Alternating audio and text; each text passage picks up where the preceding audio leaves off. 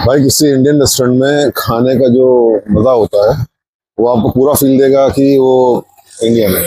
अभी यहाँ जिस जगह फॉरेस्ट हेड में मैं रुका हूँ, तो यहाँ पे टोटली गुजराती और बेंगलोर के भी हैं, हैदराबाद के भी काफी लोग हैं यहाँ पे। तो अभी यहाँ पे चिकन खाया तो मुझे ऐसा नहीं लगा कि मैंने बाहर कहीं अपने मतलब यूके का खा रहा हूँ।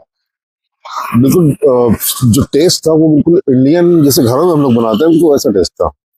अच्छा, अनफॉर्चुनेटली जिस रेस्टोरेंट में मैंने खाया उसका ऑनर भी मेरे सेम नेम का था, मोहम्मद इरफान।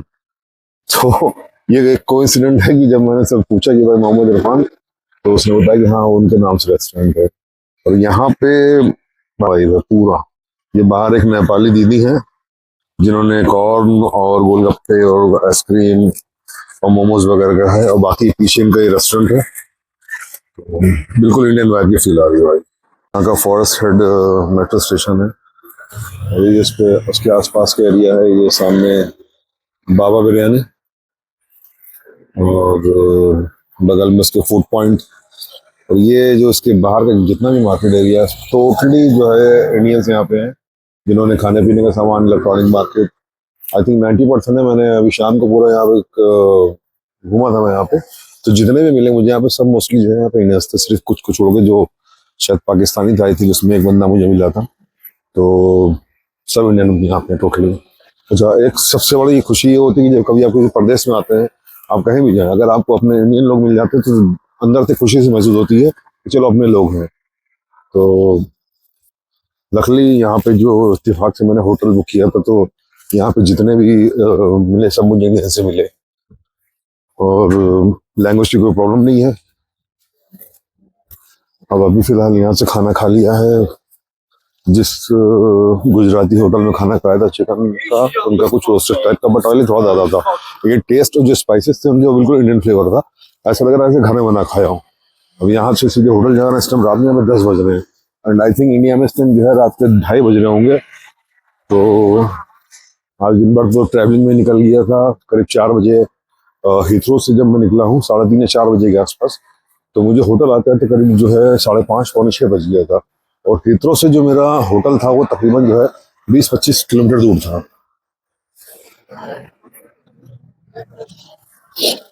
तो होटल आने के बाद जो है रूम चेक किया, वहाँ पे जो भी फैसिलिटी वो देखा क्या क्या चीज़ें क्या नहीं है। और एक जो सबसे बड़ी प्रॉब्लम थी वो ये हो गई कि मेरा इंटरनेशनल अडाप्टर था, जिसको एक्चुअल में यहाँ पे क्या, हर कंट्री के अपने इलेक्ट्रॉनिक सॉकेट्स डिफरेंट टाइप के होते हैं। हम लोग जो इंडियन सॉकेट यूज करते हैं वो यहाँ पे या यूरोप में या जर्मनी दूसरी कंट्रीज में काम नहीं करते। वो 11-15 साल पहले मैंने एक इंटरनेशनल अडाप्टर लिया था।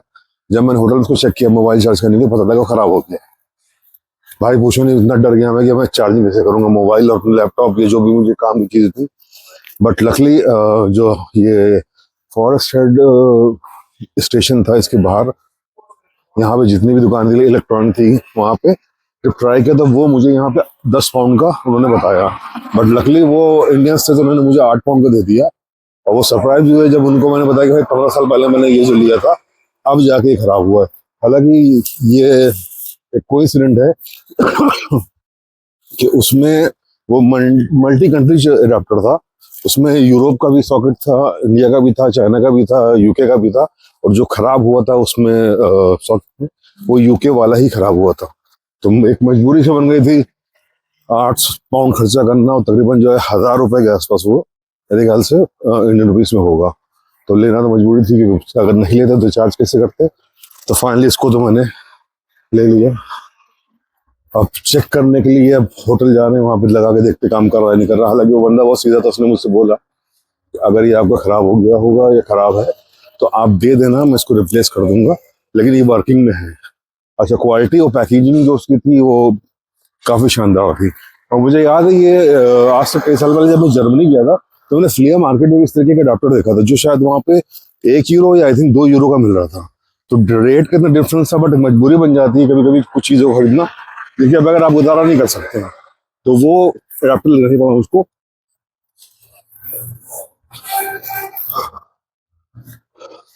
और चहल पहल रात को देखते हो तो यहाँ पे काफी है।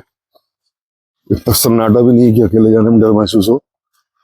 बसेस भी चल रही हैं, लोग भी आ जा रहे हैं। ट्रेनें भी अभी चालू हैं यहाँ पे, मेट्रो भी रनिंग में है, ऐसा कुछ खास यहाँ पे सन्नाटा नहीं है। और जो स्टेशन से मेरा होटल है वो तकरीबन जो है 800 मीटर आई थिंक है। तो खाना खाने के बाद थोड़ा सा वॉक हो जाएगी, और वहाँ पे कोई बस स्टॉप भी नहीं है जो बस से जा सकते हैं। बस मुश्किल से स्टेशन से 200 मीटर तक आती है, उसके बाद एक इनका जो एरिया पड़ता है वो पब्लिक एरिया है जहाँ पे लोग अपने रिहायशी इलाके हैं, तो वहाँ पे बस नहीं आती, छोटी छोटी स्ट्रीट टाइप की है। हालांकि वो स्ट्रीट भी हमारे शहरों की सड़कों से ज़्यादा चौड़ी बट स्ट्रीट है, वहाँ पे कोई बस का ऐसा सिस्टम नहीं। तो फाइनली अब होटल जा रहे हैं, थोड़ा आराम करेंगे, सुबह देखते हैं क्या होता है वहाँ पे क्या नहीं है, उसके बाद फिर से अपनी एक्सप्लोरेशन स्टार्ट होगी।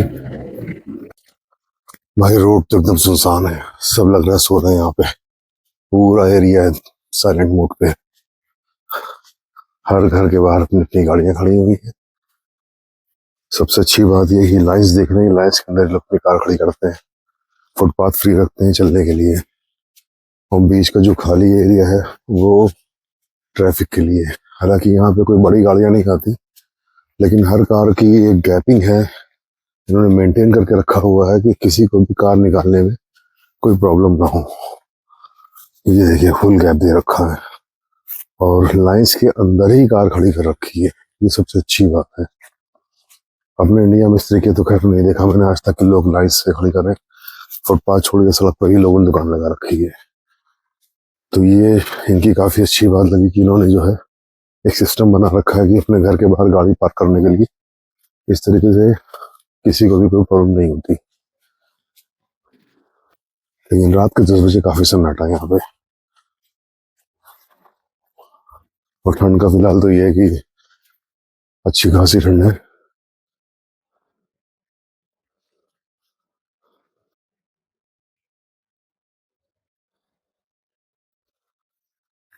भाई कभी कभी इस तरह भी एक्सपीरियंस करना चाहिए रात में निकल के फॉरेन कंट्री में, इससे ये गाइडलाइन मिल जाती है कि भाई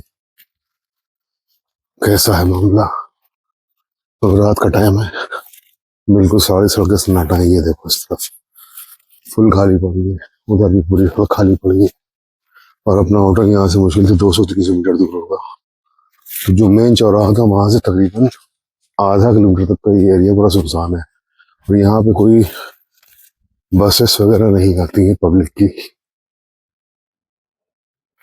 अब जिसके पास अपना व्हीकल नहीं है तो उसको तो बाहर पैदल ही आना पड़ेगा, या उसका अपना कोई खुद का साइकिल हो या कोई उसको छोड़ दे तब तो ठीक है, वरना यहाँ तो सबके पास गाड़ियां तो फिलहाल होती है, लेकिन जिनके पास नहीं उनके लिए तो प्रॉब्लम।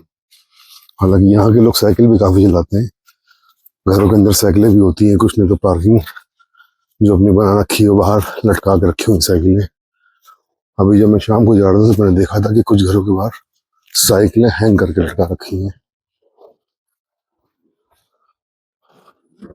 वो काफी ग्रीन भी एरिया है ये, घरों के बाहर पेड़ लगे हुए हैं। पॉल्यूशन के नाम पे तो यहाँ पे कुछ नहीं ऐसा दिख रहा, बट अच्छा है, पेड़ होना जरूरी है, थोड़ा ठंडा रहता है, पॉल्यूशन भी कम होता है। हर घर के बाहर भी पेड़ मिल रहे हैं यहाँ पे, और फुटपाथ पे पेड़ लगे हुए हैं इनके। अच्छा जो कूड़ा फेंकने सिस्टम है, ये हर घर के आके 2 डिब्बे लगे हुए हैं। इनका सिस्टम होता है कि गीला कचरा एक डिब्बे में डालना, सूखा एक में डालना। हालांकि स्वीडन में ऐसा नहीं है, वहाँ पे 3 डिब्बे आई थिंक होते हैं, जिसमें कांच या दूसरे टाइप के जो कूड़ा होता है टूटा हुआ वो एक अलग डिब्बे में डालना होता है, और गीला कचरा सूखा कचरा ये सब मेंटेन करके वो लोग चलते हैं। तो यहाँ पे जो हर घर के आगे 2 डिब्बे दिखे।